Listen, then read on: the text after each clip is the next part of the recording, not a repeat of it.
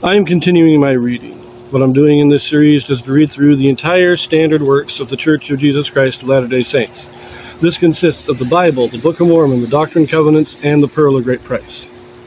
I am reading in a chronological order of events, not according to publication or volume, so I will be skipping around a bit as I move along.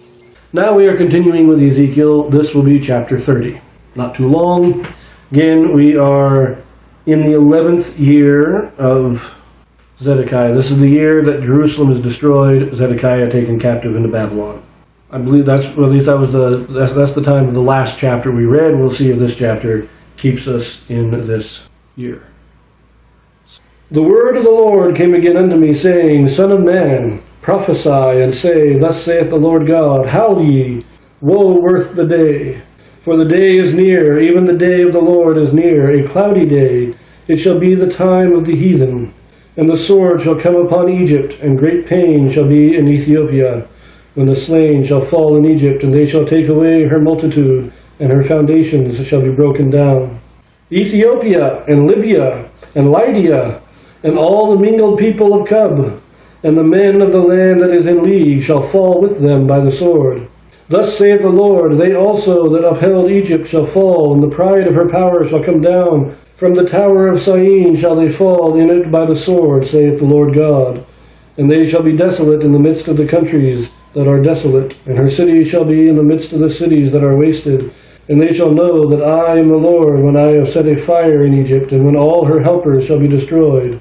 In that day shall messengers go forth from me in the ships to make the careless Ethiopians afraid, and great pain shall come upon them as the day of Egypt. For lo, it cometh. Thus saith the Lord God, I will also make the multitude of Egypt to cease by the hand of Nebuchadrezzar, king of Babylon.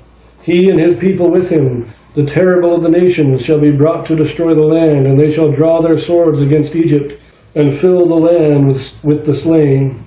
And I will make the rivers dry, and sell the land into the hand of the wicked, and I will make the land waste, and all that is therein by the hand of strangers. I, the Lord, have spoken it. Thus saith the Lord God, I will also destroy the idols, and I will cause their images to cease out of Noph. And there shall be no more a prince in the land of Egypt, and I will put a fear in the land of Egypt. And I will make Pathros desolate, and will set fire in Zoan, and will execute judgment in No. And I will pour my fury upon Sin, the strength of Egypt, and I will cut off the multitude of No.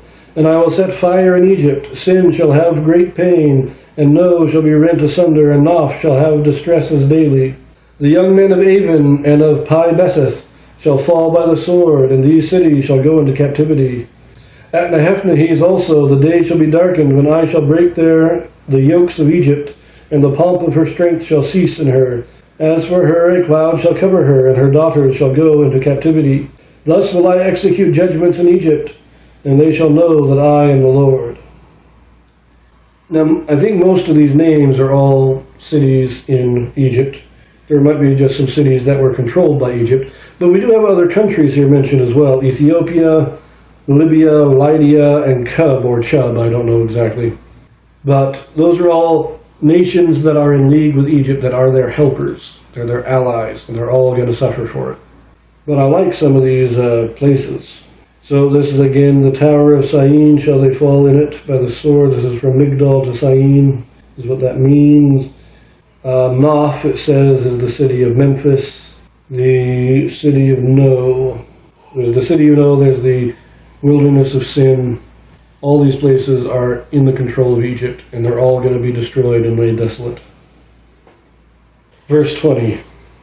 And it came to pass in the 11th year, in the first month, in the 7th day of the month, that the word of the Lord came unto me, saying, Son of man, I have broken the arm of Pharaoh, king of Egypt, and lo, it shall not be bound up to be healed, to put a roller to bind it, to make it strong and hold the sword.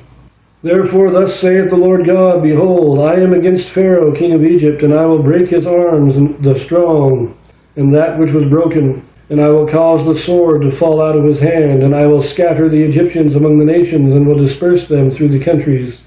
And I will strengthen the arms of the king of Babylon, and put my sword in his hand, but I will break Pharaoh's arms, and he shall groan before him with the groanings of a deadly wounded man.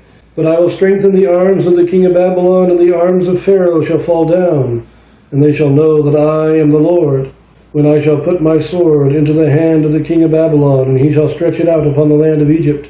And I will scatter the Egyptians among the nations, and disperse them among the countries, and they shall know that I am the Lord. Now when it says to put a roller to bind it, that's like a splint bandage. So he's going to break the arm, and they're not going to be able to put a splint on it to set the bone. Now this says it's in the first day of the month. Now the first month of the year in the seventh day. Now, in chapter 26, it just says in the 11th year in the first day of the month, but it doesn't tell us what month. This tells us in the first month in the seventh day of the month. So this is basically 1 week after the previous chapter. So 26, 27, 28, and those three, 26, 27, and 28 are all spoken on the first day of the month, of the first month. And this one is spoken on the seventh day of the first month. Well, this is the second time we have read of the destruction of Egypt. I'm going to leave it here, and we will be continuing in Ezekiel for a few more chapters. So, see you.